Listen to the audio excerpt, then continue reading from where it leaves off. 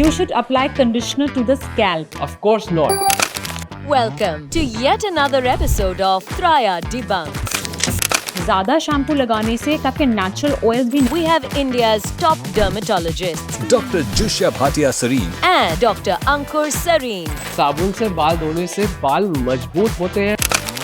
साबुन से बाल धोने से बाल वीक हो सकते हैं। And together, they will be debunking all the myths around shampoo और कंडीशनर।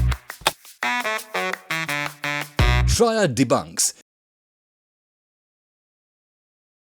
सबसे पहला मिथ है you should shampoo your hair every day.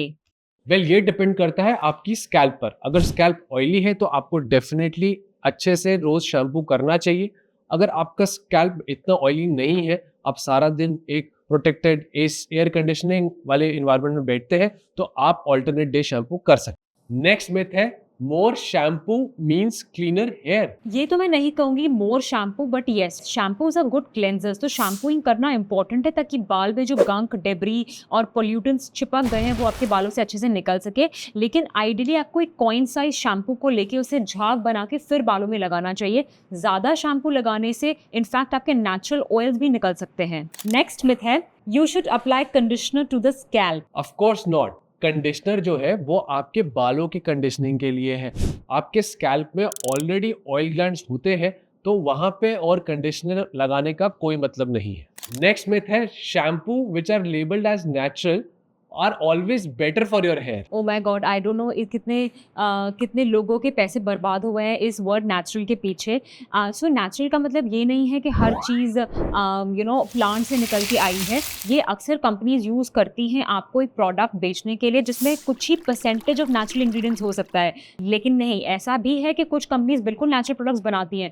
तो आपको अपनी रिसर्च ज़रूर करनी है, एक बार पीछे इंग्रेडिएंट लिस्ट चेक करनी है और उनके पीछे कोई साइंटिफिक एविडेंस है भी कि नहीं, ये जरूर चेक करना है। नेक्स्ट मिथ है बदलते सीजन के साथ शैम्पू चेंज करना जरूरी है। वेल ऐसा हो सकता है अगर आप कोई ऐसे इन्वायरमेंट में रहते हो जहाँ पे खूब गर्मी होती है और खूब ठंडी होती है, जैसे हमारे देश में नॉर्थ में होता है, तो लोगों को अपना शैम्पू चेंज करना चाहिए। जब ठंड हो तब कम झाग बनाने वाला शैम्पू आप यूज़ करो, क्योंकि आपको इतना ज़्यादा क्लेंजिंग इफेक्ट नहीं चाहिए।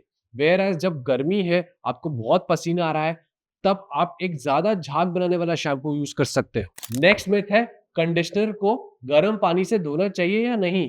गर्म तो नहीं, but lukewarm water is advisable, जिससे आपको कंडीशनर को रिमूव करना है। बिकॉज बहुत गर्म पानी तो आपके स्कैल्प का और हेयर का फाइबर का जो ऑयल है वो भी निकाल सकता है। और अगर आप बिल्कुल ठंडा पानी इस्तेमाल कर सकते हैं तो it's not a very good cleanser for the conditioners. So lukewarm water is ideal. तो नेक्स्ट मिथ है कि अच्छे रिजल्ट के लिए सेम ब्रांड का शैम्पू और कंडीशनर यूज करना चाहिए। ऐसा बिल्कुल भी नहीं है। आप किसी भी डिफरेंट ब्रांड्स का शैम्पू और कंडीशनर कंबाइन कर सकते हैं। मोस्टली ये उनको सजेस्ट किया जाता है, आई थिंक, जिन्होंने कोई हेयर ट्रीटमेंट करवाया हो।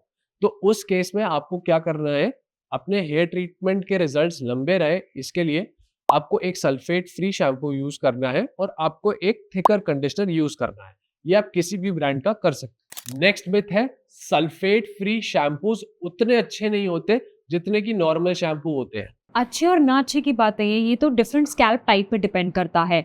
अगर आपका स्कैल्प काफ़ी ऑयली है तो आपको एक अच्छा सर्फैक्टेंट यानी झाग बनाने वाला शैम्पू चाहिए जिसमें सल्फेट होता है, ताकि आपका ऑयल निकल पाए, वरना डैंड्रफ जैसी चीज़ें आपकी स्कैल्प में आती हैं। और अगर आपका स्कैल्प काफ़ी ड्राई है, आपके बाल भी काफ़ी फ्रिजी हैं, तो आप सल्फेट फ्री शैम्पूज का इस्तेमाल कर सकते हैं ताकि आपके स्कैल्प का नेचुरल मॉइस्चर रिटेन रहे। नेक्स्ट मिथ है कंडीशनर के यूज से बाल थिन हो जाते हैं। वेल ये बिल्कुल मिथ है। कंडीशनर का कोई लेना देना नहीं है आपके बाल की थिनिंग से। अगर आपकी बाल की थिनिंग हो रही है तो यूजुअली पैटर्न बॉल्डनेस होता है और ये आप चेक करवा सकते हैं।